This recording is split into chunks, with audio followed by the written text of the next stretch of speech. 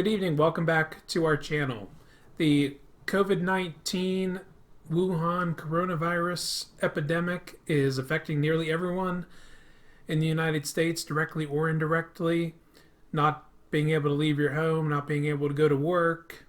A lot of schools and universities are closed. The latest numbers worldwide, last I checked here, 304,000 plus cases. Nearly 13,000 people have died worldwide. And over 94,000 people have actually recovered. And we don't really hear all of that too much about how many people have actually overcome the virus. So, that's nice to see. It's a good thing. The latest numbers in the United States are now more than 25,000 confirmed cases in every state. 308 people in the United States have died so far. That's a mortality rate of 1.2%, which we don't want to see anyone die, but thankfully it's not more. But there will be more cases without a doubt here coming up soon because more and more tests are becoming available all around the country. Elon Musk, the CEO of Tesla, is a malaria survivor.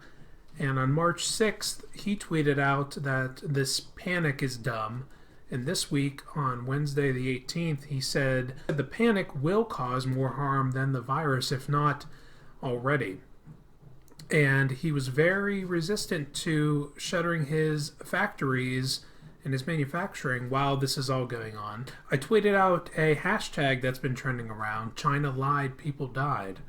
Because China and their communist government did cover up the severity of the outbreak when it first started back in December and January. They were saying that there were no signs of human-to-human transmission when they knew there certainly was. So it's hard to really trust anything now that they say. They're telling us that they are having virtually no new cases, but I don't know. I'd have to really be there and see it with my own eyes to believe it. It has been said that the most likely source of the origination of the virus could be bats. Over in China, they eat a lot of things that we don't eat here in America, including bats. And that's one theory. The other one we mentioned in another video is the pangolin. I don't think it's totally 100% certain right now where it came from, but things like this almost always come from animals. One interesting perspective, though, Holman Jenkins of the Wall Street Journal wrote an opinion piece, and he had a quote, "We can try to stop time until a vaccine is ready, but the result might be identical to defeat." Basically saying that if we shut down our economy for a year, 18 months, however long it takes to truly have a vaccine, it could cause much more harm than the virus itself. Just an interesting perspective there. We are going to have an economic slowdown, no question about it. The question is, how resilient are we? How quickly and how forcefully do we bounce back?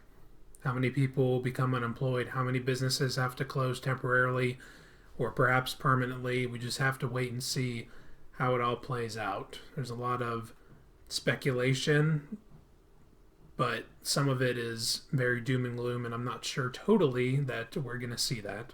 In terms of political news, the most jealous man in America, mini Mike Bloomberg, is transferring $18 million directly to the Democrat National Committee. His original plan was to spend money on a super PAC to run ads in favor of the eventual Democrat nominee. You'll remember he dropped out after he spent nearly $1 billion of his own money on his own campaign.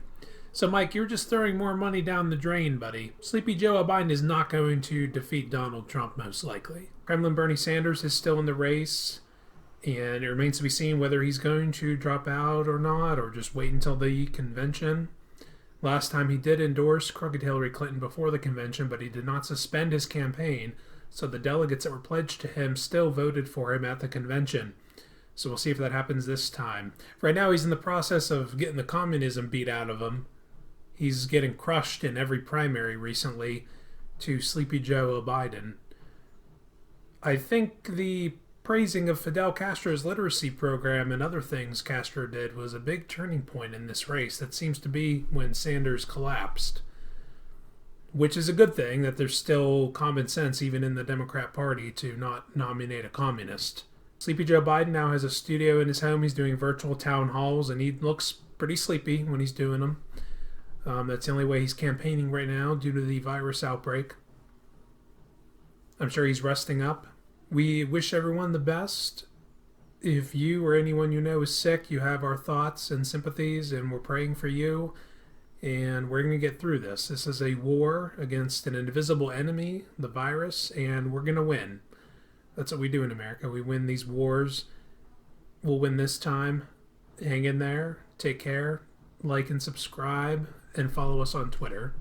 Thank you for watching.